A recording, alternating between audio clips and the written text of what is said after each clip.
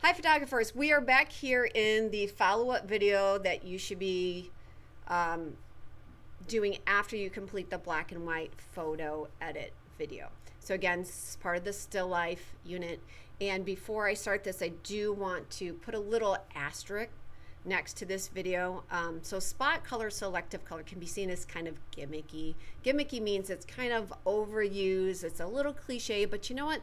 Every once in a while it's good, so it's going to involve using the history brush tool, which some of you have already discovered. The history brush tool does not play well with the crop tool. So I want you to open up one of your still life images. I do not want you to open up the same one that you use for your black and white photo. I want you to pick a different one. All right, once you have this image open, we're going to save this in that same folder we've been saving to. So File, Save As. We're going to save it on the computer. We're saving it back to our yearbook folder, back to the edits folder, and the still life edits. And this time I want you to call it spot color. So this technique is sometimes called spot color. It's sometimes called selective color. It basically means the same thing. All right, so the first thing we're going to do here is we're going to crop and straighten. So whatever image you have to crop, and I'm requiring that you crop it in some way, shape, or form. Remember, with the crop tool, you do want to strongly consider using one of these preset ratios, because that's what standard frame size are. So I'm going to go to a standard 4:6. Remember, if you need to flip it, I want to flip it. I don't want it vertical. And I am going to do two things. I'm going to crop out. I don't like this stuff over here.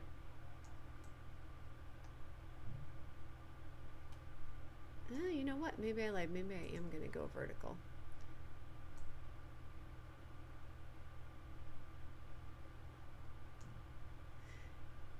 And I'm also going to rotate, because my horizon line here is not straight. So I'm going to let my cursor hover, and I'm going to do that until that horizon line, i.e. the table, is straight. Okay, very, very important when you're doing still lifes is you don't want a tilted photo. All right, so stop the video, and I want you to crop your image in some way. All right, the next thing we're going to do before we even bother turning this, because first step it'll be turning black and white, but before we do that, I want to clean some things up. So I'm going to run an overall sharpening filter because this image needs it. It's a little, just a touch out of focus. So I'm going to sharpen it up. I think it needs quite a bit of sharpening. I'm going to click OK. And then I'm going to make my colors a little bit punchier. I want this to really sing. I want this color kind of vivid and bright. And I'm not even going to bother with an adjustment layer.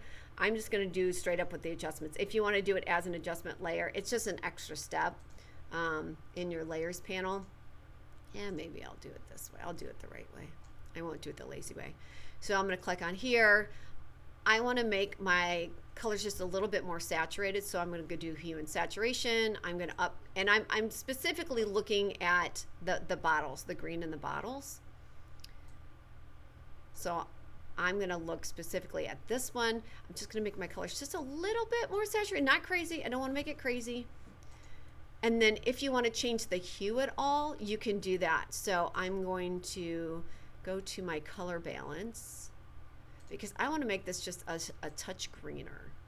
Again, I'm looking at this bottle. I'm not even worried about the other colors, because I'm picking out the object that I'm going to bring back in what's called selective color, which means everything else is going to be black and white except that one. So I'm just making my green, the blue greens, show a little bit better in here. Okay. When I feel like I'm happy with this, I'm going to merge all of these. So I'm holding the shift key, I'm selecting all of these, and I'm going to merge the layers. And then I'm going to save this. So I'm just going to save that image. This is super important, this step. Save it, and now close it. That is super duper important, okay? Because I use the crop tool. You have to completely close it, and now we're going to reopen it before we do any of the next steps. So File, Open. I'm going to go back, grab that spot color. Okay, it's going to look just like we left it, but okay, full back color. Next step is we have to desaturate this thing. We have to make it a black and white. So this should be a review from the last lesson. So I'm going to go to my adjustment layers. I'm going to go to black and white. It's making it black and white. This is where I can fine tune. Make that a little darker, that a little lighter.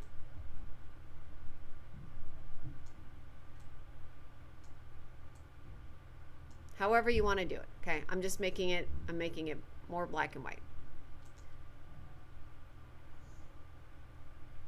All right.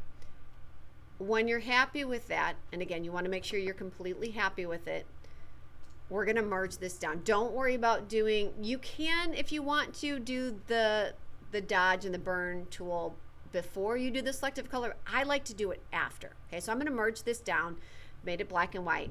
But now I'm going to grab my art history brush, or your history brush. It's right here in this drawer.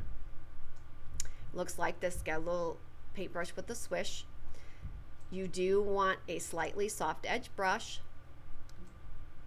and you're going to make it the size that, whatever size that is manageable for whatever object that you're bringing back in color. And I'm going to zoom in. And then with this brush and your opacity set to 100%, I'm going to show you what happens when it's not at 100%. You're just going to click, and it's going to bring back the color on that one object.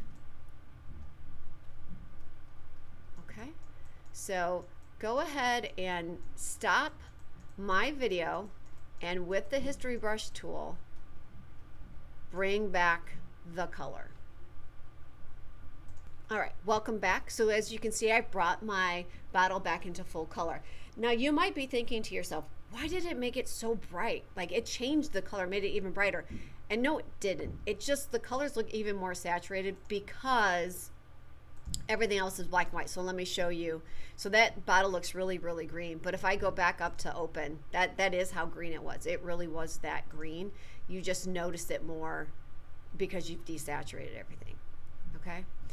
So now that you have this desat, or brought this back in as a spot color, if you mess up, like if you paint quote unquote outside the lines, your only option is to go back in your history panel, to go back up. Like if I needed, like I messed up there, I would just have to go back up in my history panel, and then I can use that history brush again. But I'm gonna say I like it, it's perfect, it's awesome. And then we're just gonna finish with any other edits you wanna do. So if I wanted to, I could bring back another object. You just want to be careful, you don't want to bring everything back. And I wanted to show you, you could bring it back just subtly. So I could take my history brush and put it at a opacity of like 15%, and it'll bring back just a little bit of color. I'm going to go back a little bit higher. It's kind of hard to tell.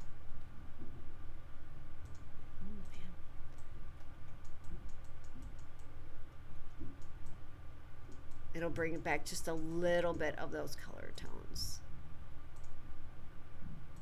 It might not let me go back so far. Yeah, so this is why this isn't working. So I'm going to back this up. I like when things don't go exactly right. Your history brush will only go so far back though. So keep that in mind, because once you bottom out, so to speak, your history panel will only save so many steps. And once you've gone past that number of magic steps, the history brush tool stops working, because there's not, like, it can't go that far back. It can only go 20 steps back, okay? But just know that it just brings back the color, but just not quite as saturated. So if you take your opacity down, all right? So the next thing I'm gonna do is I'm gonna do any other adjustments I want. So now is when I like to grab my dodge and my burn tools. I'm gonna make my darks a little bit darker, my brush a little smaller. Too small. All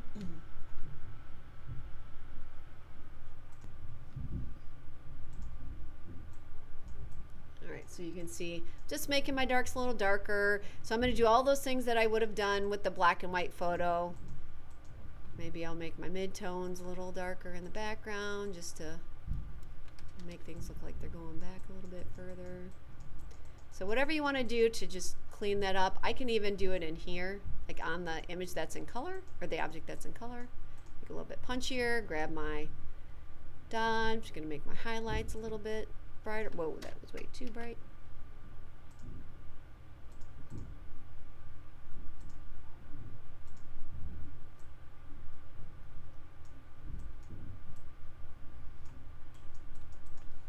All right. Looks good. So we're going to save this, file save. And then I do want you to export it if, and you only need to do this if you saved your adjustment layers in there. Otherwise, it's probably already set as a JPEG. But I'm just going to do it just to make sure. Spot color and click save. And click yes, we want to overwrite that or save over. The last thing I want to show you is how I like to use spot color. So we're going to keep this image open, but we're going to save this. We're going to save a copy. So we're going to go to File, Save As. We're going to save it back to the same folder, but I want you to call this Spot Color Part 2. So I like the selective for spot color, but I don't like when things are completely 100% black and white, because that's where it really looks gimmicky. So instead, what I like to do when I have selective or spot color is I like to add another adjustment layer on top of that. So we're going to go to an adjustment layer, and I'm a big fan of the color lookup ones, just because I am. And you can play around however you want. I really like that feature split. This looks kind of cool. But I want you to pick one of those and apply it as an adjustment layer. One of the color lookup filters. All right, and then the last thing we're going to do is, if you want to, if that's a little severe, remember you can always take the opacity of that down so it softens it, maybe doesn't make it quite so severe. And then we're going to go to File, Save As, save it on your computer. Because we have an adjustment layer in there, notice it's changing it to a Photoshop file. We have the black and white Photoshop file. Now we have our spot color part 2. Click OK. And then in order to turn this in, we're going to export this. So we're going to go to File, Export, Export As. Remember, whenever you're turning anything in or you're completely done with an assignment or project, you always want to export it as a JPEG. Oops, I'm going to do that again because I want to make sure. Remember, put your quality at high. And then hit Export and hit Save. Yes, we want to replace it. And there you go. Now, when you go into Google Classroom, you need to insert or attach both. I'm showing this to you so there's no confusion. For the lesson, under spot color, you need to attach both the spot color and the spot color part 2. You need to attach both of those files. So this is the one where it's just the black and white and selective color, and this is the one where it was the selective color with that photo filter over top. All right? Wonderful job. Make sure you turn this in when you are finished.